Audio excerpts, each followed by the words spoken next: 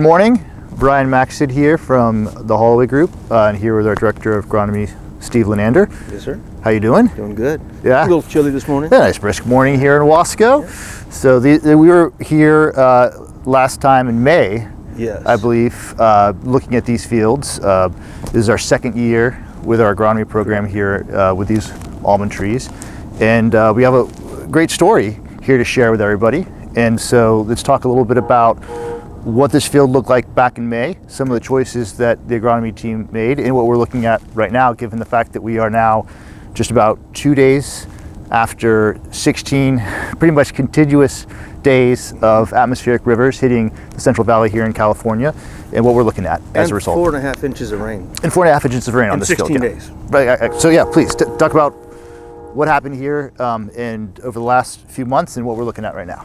So in our first year, which would have been last year, about this time, we put on 3 tons of the Holloway 55% on the entire orchard.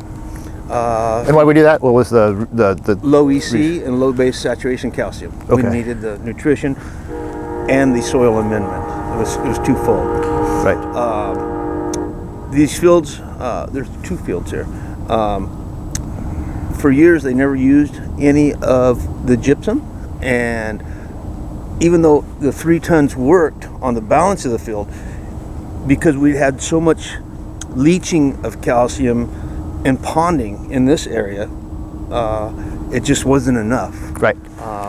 When we were here in May, and I think we have video of that, we were standing in a lake right here. It was just spot water everywhere, lots of ponding that was here, and that was after we had done an initial application of gypsum. Yes. And there was still some spot ponding. So just here on the ends where it piles up because right.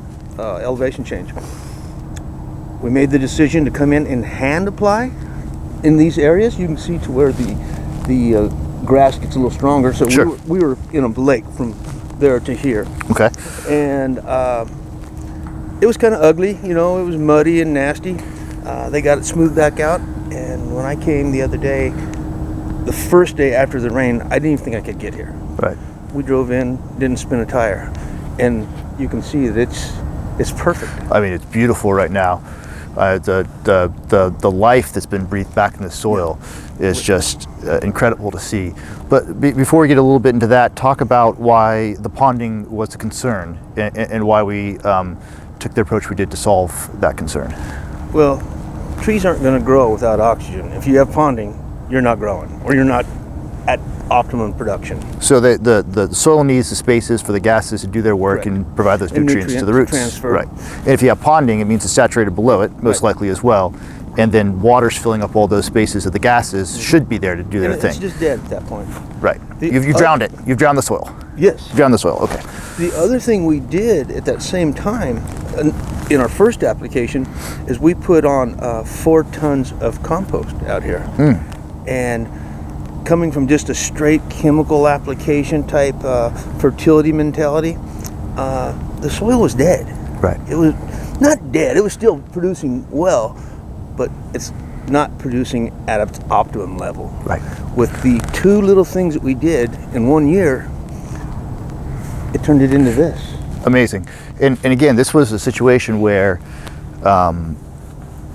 at the time in making the growers' choices, the growers obviously making the choices on what they wanted to do with these fields, and we were revising on some suggestions we thought would be helpful. Fertilizers prices were through the roof. They still are through the roof, right? It was just after the Ukraine war started, and so nitrogen just shot up to ridiculous cost. And so we went back to the basics. We went back to the fundamentals of soil health to breathe life back into the soil, focusing on putting the organic matter back in, and some NPK through the compost. From a price per unit, it was helpful, but equally as important, it was exactly half on the nitrogen. It was exactly 1/2 the price of nitrate nitrogen. Wow. So, plus all the organic matter in bringing those organisms back there's to. Just so many intangibles in that compost. Right. Lo and behold, at the end of the season, towards the last applications, we elected to apply 25 to 30 less pounds of nitrogen as UN32 because we had adequate supply. Right. I have 3 tissues. you can't dispute that. Amazing. And they were beautiful, it was an unbelievable crop yield, and it just worked. It just worked. And just some of the basic fundamental ways of focusing on the health of the soil, bringing back that organic matter, having an appropriate balance of NPK, and then the gypsum helping solve some of the ponding issues that were strangling the gases to do what they need to do at the root level. And now you look at this after, again, 16 days of atmospheric rivers coming through California, 4.5 inches or so of rain that hit this particular field in Wasco. And there's not a pond here. If we go drive around some of the neighboring fields, ponds. You have that. Complete saturation. Or just, complete saturation. These carrots. All right, the neighboring You field can be over in there. 400 series chemistry classes and you're out in fuzzy chemistry. And once in a while, in the real world, you got to take a step back and say, I got to go back to the basics. Chemistry 101. Let's think about that. And that's kind of what happened here. Yeah, and fascinating. It worked. Oh, it's beautiful. And the crops were great. The yield was great at this field. Well over 3,000 pounds. And you're looking at what we're looking at as far as setting the stage for this upcoming year. And the fields look beautiful. You're seeing the life physically in these fields. The trees look good. They're already starting to have their initial buds come out.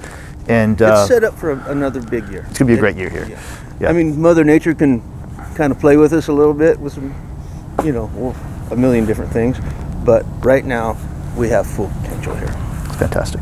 Well, thanks again, Steve. I appreciate you bringing me out here. We'll walk around and look at a little bit more of what's going on in this field, but really just wanted to share the story with everybody and really appreciate your time. Thank you. Thank you.